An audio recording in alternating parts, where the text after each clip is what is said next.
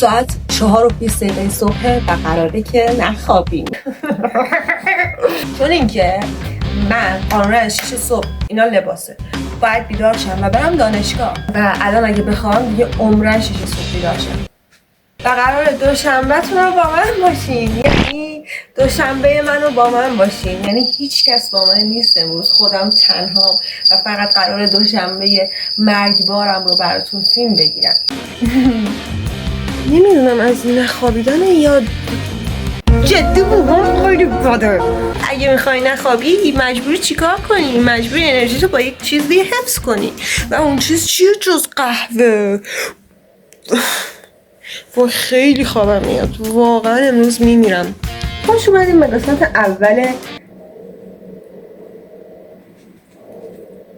میخوایم قهوه درست کنیم، قهوه ترک سگی کافئین. من اسپرسو میخورم، تو عادیان اسپرسو میخورم، اما اسپرسومون تموم شد. پس یه گله نیاز داریم قهوه تا این بیلبیلکشو به آب نیاز داریم تا این بیلبیلک آب. بعد با اینا یه توضیحات اضافه بی‌معنی بی‌محتوایی دارم میگم که همش رو ادیت در میاد. نکته طلایی، یخ یا آب یخ.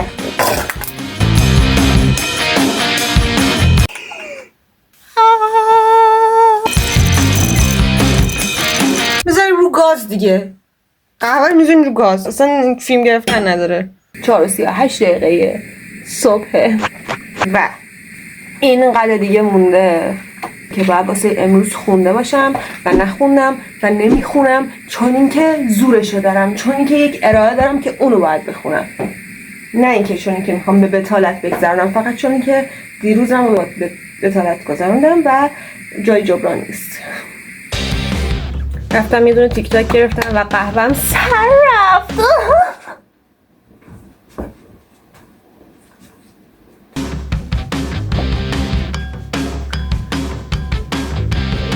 دیگه میخوام قهوه‌مو میخورم و همین بعدش آماده باشم برم دانشگاه کوفتیه در به در. امروز واقعا میتونه سخت‌ترین روزهای زندگیم باشه، نه یکی از سخت‌ترین روزهای زندگیم باشه، نمیتونه چند تا روز باشه، میتونه انقدر سخت میتونه باشه که میتونه چند تا روز سخت همزمان باشه. از ساعت 8 تا 9 صبح درس اسطوره و نمایش دارم که باید توش ارائه بدم. بعد 9:30 تا 11 صبح تحلیل نمایشنامه یک دارم که استاده بازجوه، یعنی بازجوه. از 11 تا چنده 12:30 چی دارم خدایا؟ یه کلاس دارم که تنها میرم سر اون کلاسه، هیچکی بام سر اون کلاسه نیست. مکتب‌های ادبی دارم که استاده داشت با من بحث میکرد سر اینکه من میگفتم استاد سرنوشت آدم دست خودش نیست، جهان چیده شده، و اون میگفت نه تو تصمیم میگیری که واسه آیندت چیکار کنی.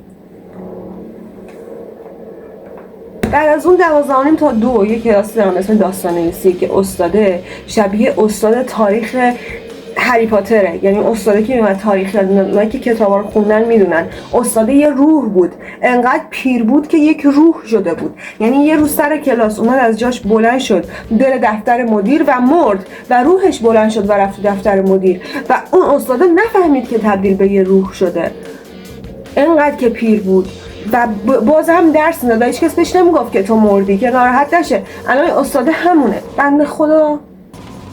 همه خیلی پیرن و همه خیلی بلدن و من هیچی بلد نیستم. من واقعا دارم هفته 7 تا نمایشنامه میخونم، باز هیچی بلد نیستم، باز میرم سر کلاس این اسکولا. قهوه‌مو میخورم و سوختم. ساعت 6 صبح قهوه‌مو خوردم، هیچ چیز دیگه به عنوان صبحونه نخوردم. اینجا اتاق منطقی از یک خونه کوچیک برای یک دانشجو. الان باید یه کاری کنم که مشخص نباشه که هیچ نخوابیدم و اون کار چیه؟ آرایش. آرایش نمیکنم در حالت عادی. من اصلا چون که گونه‌ام خاصشون قرمز جدی من اصلا آرایش نمیکنم. دوست دارم، واقعا دوست دارم آرایش کنم، ولی نه بلدم، نه وسیله‌های کافی دارم. یه چرت دارم مثل ضد آفتاب و یه دونه کرم پودر الکی بدون از اینو. یعنی میدونم چی کار کنم که مشخص نباشه که نخوابیدم، چون که من معمولا نمیخوام. اول از همه که ضد آفتاب بزنیم. من از کرمی شدن بدم میاد. وای آره داداش، ما صورتمون رو با سیبی سرخ نگه می‌داریم. کافیه دیگه، خیلی کلیچ. من واقعا دارم میخوام توی یوتیوب آدم خیلی خفنی شم، ولی خیلی تنهام برای اینکه خیلی بامزه باشم. معمولا آدما کنار دوستاشون بامزه‌ن، ولی دوست من تقریبا 1000 کیلومتر با هم فاصله داره. برام گریه کنید.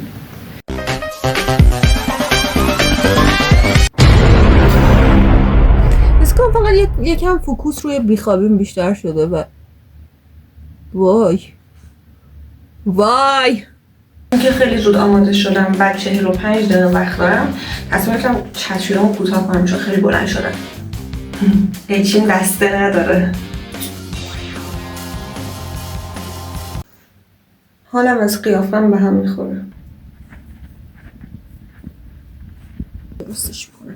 نگران هیچی نباشین، همه چیز تحت کنترله. شبیه داشاق شدی رابرت. خوبه بابا. نورم بده ها.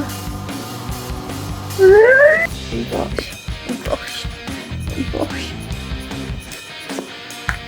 اگه موهات بد بود، استایلت بد بود، هر چیزی بد بود، با احتمال از نسبتش رفتار کن. اگر خودت الکی ادا اینو در بیاری که دوستش داری، بقیه هم دوستش خواهند داشت.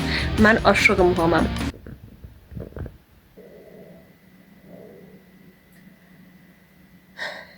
به معنای کلمه شبیه اسکولا شدم. چتری کوتاه. لباسام که همه خیسه، یعنی لباسا رو دیشب شستم و هنوز خیسه. خوابم میاد، حالم از مقنعه دهم میخوره چون احساس خفگی بی‌نهایت میده بهم.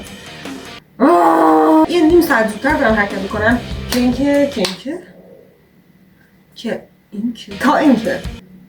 یه ذره بیشتر تایم داشته باشم دیدنش رو تموم کنم، چون که ساعت 8 صبح ارائه دارم و کیفم هم فقط به خاطر اینه که شبیه دانشجوها باشم، ولی یعنی هیچی توش نیست. بذار حداقل اینو ببرم، درسته نخوندمش ولی میبرمش.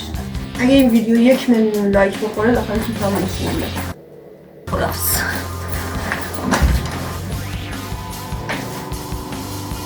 ناراحت نشو، تو هم با خودم میبرم.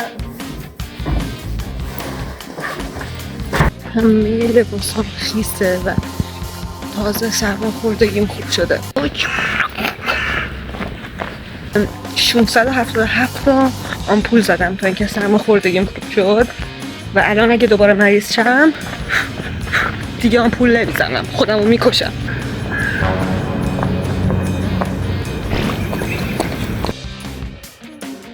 مشکل ترین گربه‌های اینجاست. خدا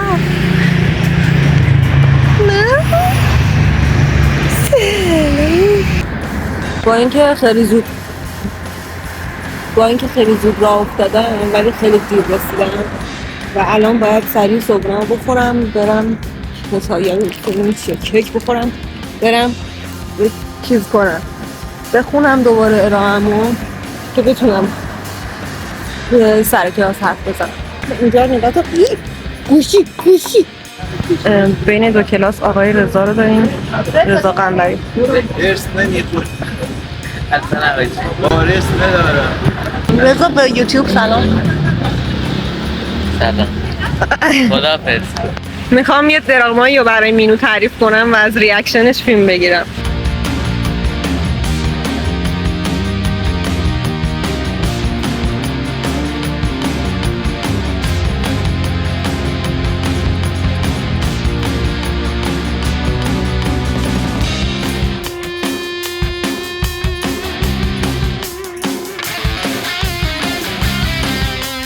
تولید محتوا از خرمالو و خرما. خرمالو چرا آدم باید بخوردنش جمع میشه؟ خیلی شیرین و خوشمزه است.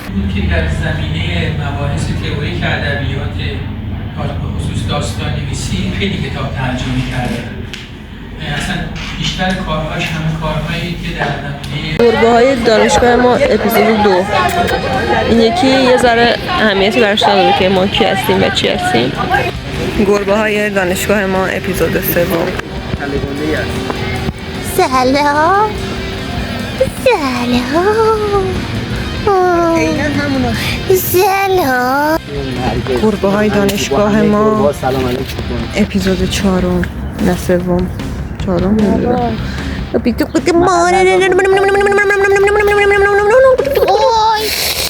این کثیف نیست یا من؟ ببینم لپه تو میتونی بعدن دستتو بشوری، ولی شاید این آخرین شانس این گربه باشه واسه عشق دیدن. او دورت بگردم. رابرت من این سنگو دوست ندارم، زیر پامه. حالا هم این سنگ یا راست میگه شبیه بتمنه.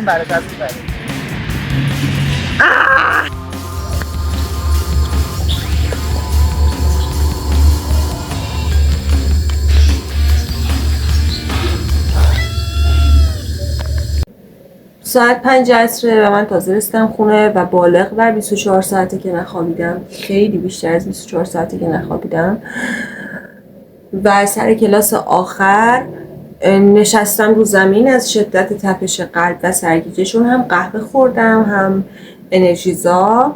بعد یه پرانول روش رفتم بالا و الان فقط میمیرم.